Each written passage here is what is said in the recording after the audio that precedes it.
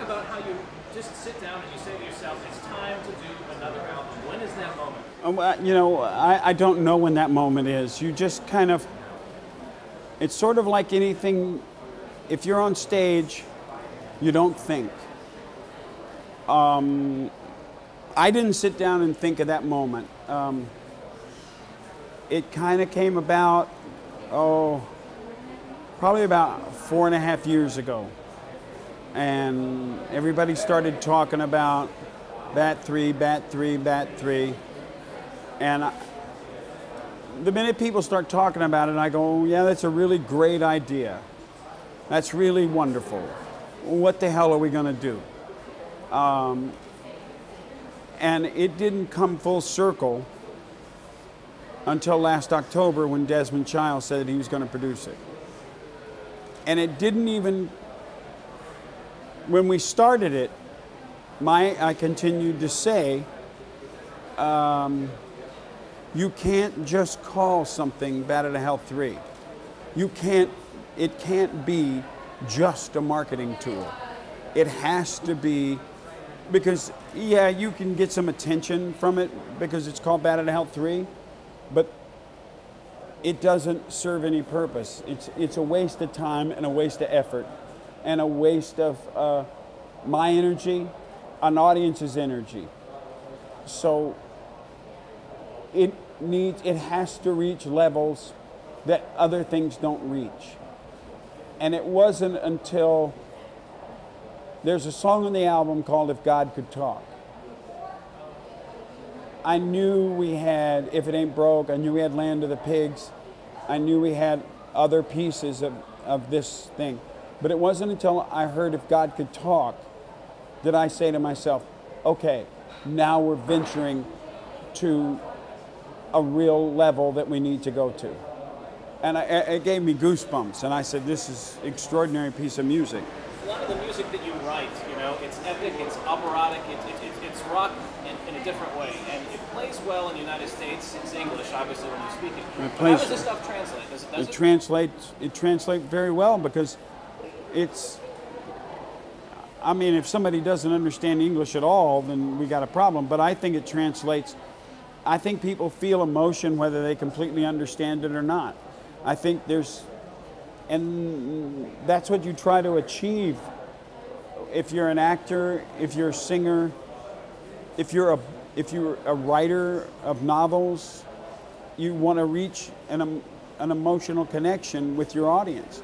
And that's what you strive to do. That's what you need to do. That's what you have to do. If you don't do that, that's when you failed. That's a failure.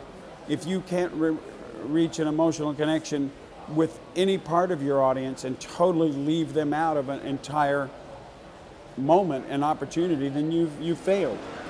A Meatloaf album, that album is a collaborative effort. I'm nothing more than a spoke in a wheel, and then I become the Campbell soup salesman.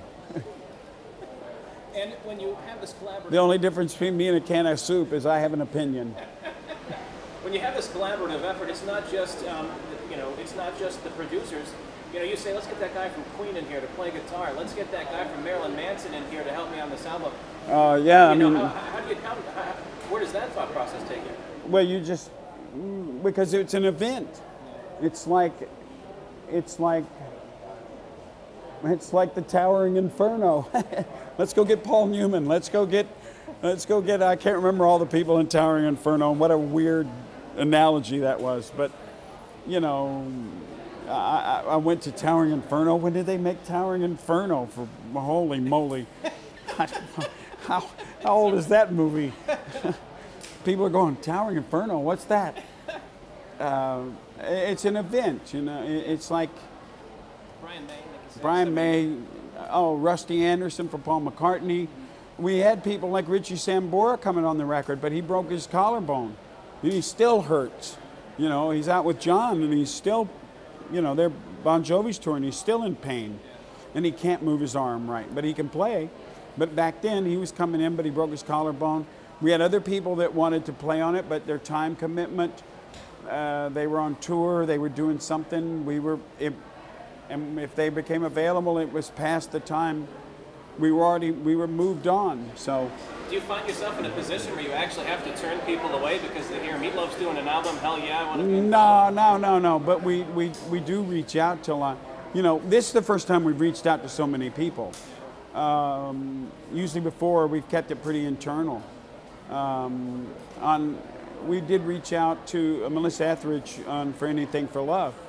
And I think, I know she wanted to do it, but the management thought, well, we don't know, you know. Well, that's a management's mistake. So. Right.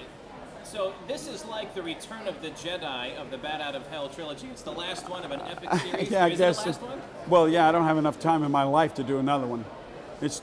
You got to figure out the gaps between them and figure out how old I'll be when the next one, if we were to try to do another one. I don't think, you know, doing Bat Out of Hell 4 with a walker will work. Thank you very much for your time. You bet. Thank you. To you. Okay. Try to stay cool in here, huh?